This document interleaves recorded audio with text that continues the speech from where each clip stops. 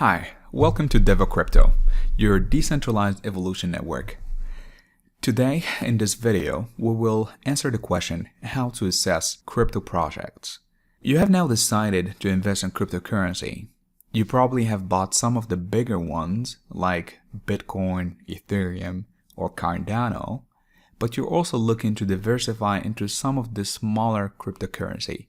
The question you might be asking yourself, where do I start? That's what we're trying to cover today.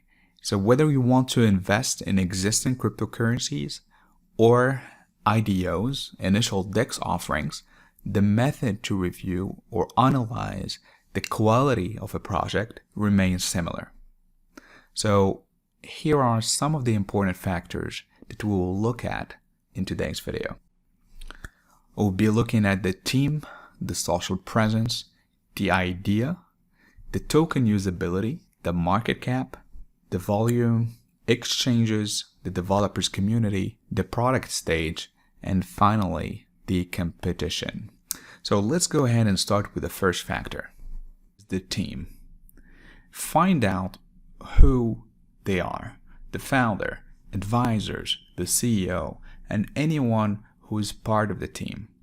It wouldn't even hurt to Google them one by one and find their LinkedIn profile. What were their previous jobs? Are they expert in their field? Search for their videos on YouTube if they have any. Have they talked or presented in large blockchain events or seminars? Search for news related to their team members. Do they have a good track record? Were they involved in any scams or fraud allegations in the past? At the end of the day, you would like to answer the question, do I believe they can deliver what they have promised? And if the answer is yes, it's a good start to define that they have a good, solid team. Second factor, social presence. Do they have any chat platforms like Telegram or Discord? Are they responsive in these channels? Check out the Reddit, Facebook, Medium account, Twitter. Do you see them regularly updating their social channels? This would give you an indication if they're responsive and they're keeping their community up to date with their progress. Third factor, the idea. Does their project solve any real-world problems? What are their differentiation? Any unique selling point that would differentiate them from the competition? Look at their white paper. Have you read it? What do you think of it? Are you confident that they can reach their business goals and deliver what's promised? And what does their roadmap looks like? Finally, look at the legality of the project. This factor is often overlooked. Let's take an example of a company based in Morocco, looking to launch a product that will allow the use of cryptocurrency to pay for everyday things. The idea sounds great and achievable. However, Morocco does not currently allow cryptocurrencies to be used as a means of transaction. How will the company circumvent this rule? And what are their strategies to meet with local legal requirements? So it boils down to, do you believe that this project have the idea necessary to succeed? The fourth factor is the token usability. What is the token useful for? Do they give out dividends or profit sharing schemes? Will you have a voting power by owning the token? There are so many projects that release their own tokens, however, it's quite unclear what the tokens are for. And with these projects, sometimes there are no clear connections between the project and the token itself.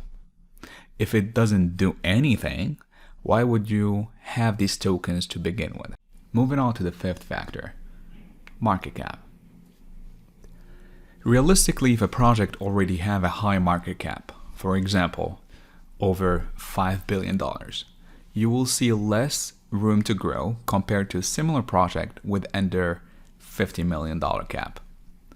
For IDOs, be sure to watch the soft cap or hard cap of their crowdfund. Some projects acquired hundreds of millions of dollars from their IDOs and instantly valuated to a crazy amount. Assess the possibility of these projects to double or triple in value compared to other smaller projects.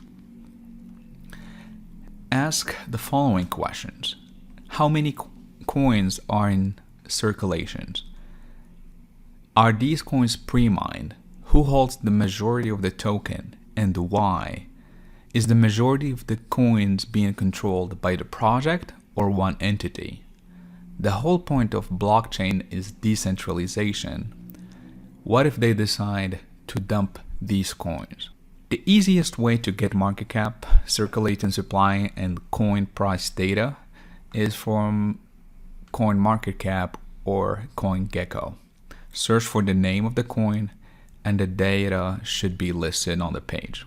This is an important factor where you can determine how much of an opportunity there is to invest in a specific project, and as well how is that token is distributed among the team, the project, or the community. Moving on to number 6, trading volume. This one factor is often overlooked by investors. Imagine you have $1,000 worth of XYZ coin. However, the trading volume is only $500. It is impossible to liquidate your position. Of course, in real life, it is very rare to have more coins than volume, unless you are a trader with a large capital. What often happens is that the current price shown is actually representing a small amount of coins, so you wouldn't be able to liquidate most or all your position with the shown price. Moving on to number 7, exchanges. So, how many exchanges list their coins? Are these big exchanges?